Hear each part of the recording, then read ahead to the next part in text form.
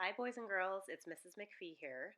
I was doing a little bit of thinking about our school garden and the fact that we won't be able to have garden club this year, and we won't have our students picking and planting to be able to harvest in the fall for a Haysboro Harvest Feast. But luckily, a lovely parent volunteer has agreed to help us organize community members to plant the garden and care for the garden over the summer so that we do have some fresh fruits and vegetables to be able to create a menu and have our harvest feast in the fall. So that's what prompted me to pick today's book called The Curious Garden by Peter Brown. There once was a city without gardens or trees or greenery of any kind. Most people spent their time indoors. As you can imagine, it was a very dreary place.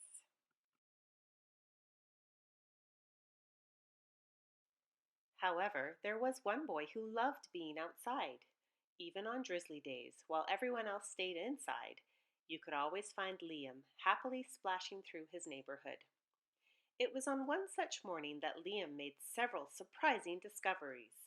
He was wandering around the old railway, as he did from time to time, when he stumbled upon a dark stairwell leading up to the tracks. The railway had stopped working ages ago, and since Liam had always wanted to explore the tracks, there was only one thing for the curious boy to do. Liam ran up the stairs, pushed open the door, and stepped out onto the railway. The first thing he saw was a lonely patch of color. Wildflowers and plants were the last things he had expected to find up there. But when he took a closer look, it became clear that the plants were dying. They needed a gardener. Liam may not have been a gardener, but he knew that he could help. So he returned to the railway the very next day and got to work. The flowers nearly drowned, and he had a few pruning problems, but the plants patiently waited while Liam found better ways of gardening. As the weeks rolled by, Liam began to feel like a real gardener, and the plants began to feel like a real garden. Most gardens stay in one place, but this was no ordinary garden. With miles of open railway ahead of it, the garden was growing restless. It wanted to explore. The tough little weeds and mosses were the first to move. They popped up farther and farther down the tracks and were closely followed by the more delicate plants. Over the next few months, Liam and the curious garden explored every corner of the railway.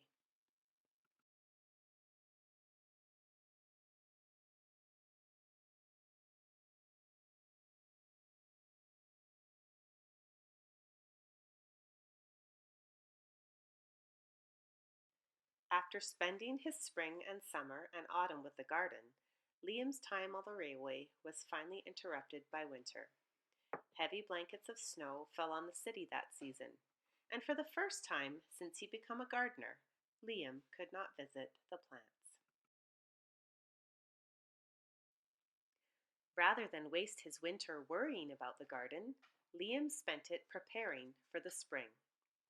After 3 cold months, the snow finally began to melt, and Liam rolled his new gardening gear over to the railway. Winter had taken a toll on the garden, but thanks to Liam's planning, his handy new tools, and a little help from the sun, the plants soon awoke from their winter sleep. The garden had always wanted to explore the rest of the city, and that spring it was finally ready to make its move. Once again, the tough little weeds and mosses set out first. They popped up farther and farther from the railway and were closely followed by the more delicate plants. The garden was especially curious about old, forgotten things. A few plants popped up where they didn't belong. Others mysteriously popped up all at once. But the most surprising things that popped up were the new gardeners.